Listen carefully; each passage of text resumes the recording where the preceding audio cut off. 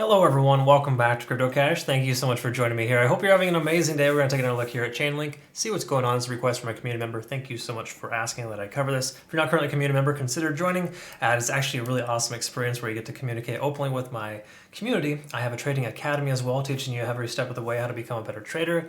And of course, I share signals for every single trade that I take, so you can learn how to properly structure your trades in this kind of environment. And honestly, right now, we're kind of channel trading with Bitcoin, basically just range trading essentially from left to right, slowly ascending upwards in a pattern there. Now let's go ahead and take a look here, of course, at Chainlink and see if this has a potential for breakout, because that was a question that I had. Is this potential breakout pattern? In short, I would say yes, it's definitely potential. We're not there yet, but we're getting there, and I'll explain. So first of all, how it works, let's do this here, is take a look, of course, at the moving averages first, because those tell us a lot about where we're at in the overall scheme of things. So again, you don't have to be over a moving average to essentially break a trend. That doesn't start that way in most cases, but just know that when we get back up above the 50-day SMA, we can have a little bit more confidence in knowing that we're going to be able to hit whatever target you're shooting for, okay? So if you look here, about closer to $15 as a round number, the 50-day SMA is working its way down. Okay. As time progresses, the last 50 days of trading data are basically telling us the price should be 15.38, whereas it's a little more oversold, down and closer to 13. Okay. So again, that concept rings true, but generally speaking, for a breakout to occur, it's usually more so a trend line. And to me, if we look at this trend line here, I already drew this out previously, you can kind of see that we have, ever since February 8th, the price has been declining. Obviously, it's been declining for a lot longer than that, but that was the time in which it hit its highest point, and it's continued to digress. In other words, since February 8th, in the last month and a week, that's 5 weeks roughly, it's had difficulty getting above this level. In fact, all it's done previously is candle wicked up a couple of times and got rejected. Excuse me. So, that being said, if we look at this trend line here, until the price breaks above cleanly, essentially, closes above essentially, then and only then we'd have that breakout. So, I think it's just inevitability at this point.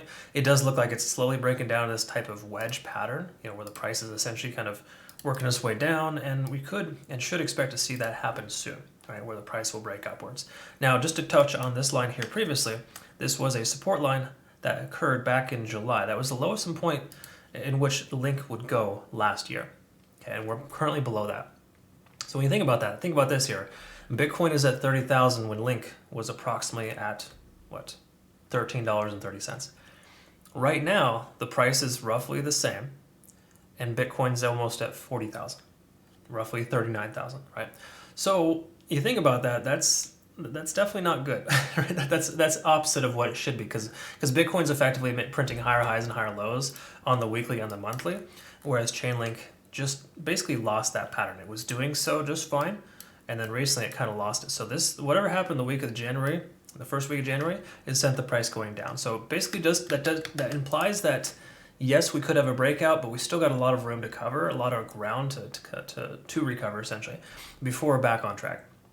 Again, just something to note. It doesn't mean that we're in dire straits by any means. This is actually a good sign here in the sense of on the one-day chart, we can see that the price is willing and trying to break above. So I would say a close above 1367, not just for one day, possibly even just say 2 days at least, would be advantageous to consider this a breakout. All right. And when I say 2 days, confirmation usually constitutes, in my opinion, 2 candlesticks. And what's better than waiting a full 24 hours is waiting 48 hours, right? So again, I think that 2 days close above 1370 is the round number, is a good starting point, okay? Again, because that was a previous support level, summer of last year, currently considered a resistance, and until we break back above that, we need to kind of respect that, okay? Again, that's just something to note. Looking at the 4 hour here, let's go ahead and do this here really quick. We are up over the 50 on the RSI, which is good, and we just tested and broke above 50-day simple moving average on the 4 hour as well. That's a good transitionary thing. If we can hold above the 4 hour for just say 2 or 3 more candlesticks, then that'll translate to a higher time frame and a much higher price point on the 1 day as well. That'll give us that breakout that we're looking for. Okay, this is a very good sign. Taking a look here, we had a MACD convergence, of course, recently, more so a bounce on the 14th. That was yesterday. So honestly, it's looks like it's continuing to progress upwards. You can see this type of ascending pattern forming here, all right? And the likelihood of breaking to the upside is much higher than breaking down. So I think that if we were to push this out here a little further, If we can break above 1370 as a close approximate by no later than Thursday, we'll be in really good shape here for Link to continue to progress higher. Because we'd continue to be making higher highs and higher lows at that point, and we'd be breaking that trend. Obviously, we want to be able to make higher, longer term higher highs above 1430, but 1370 is a great start. Okay, so look for a 1-day candlestick close above 1370, preferably 2 days, and if we get just say today and tomorrow's candlestick to close, that would put us right at Thursday. If we're above 1370, then we'll be in good shape to probably consider that to be more so a push to the upside.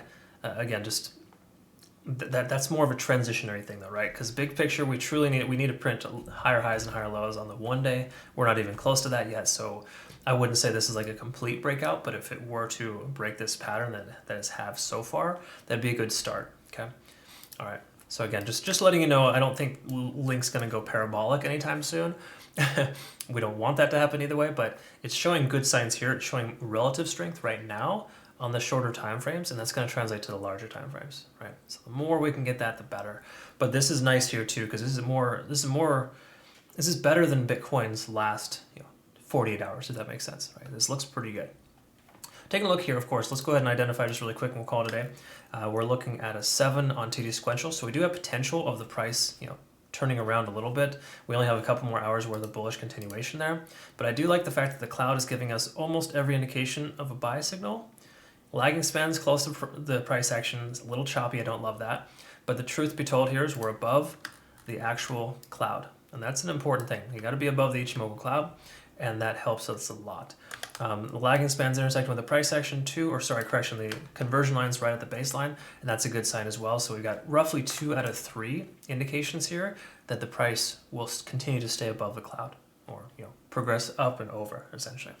Right, again, something you need to be aware of too, Bitcoin could be subject to some volatility tomorrow based on the rate increase that we're going to officially hear about on March 16th at 2 p.m. Eastern Standard Time.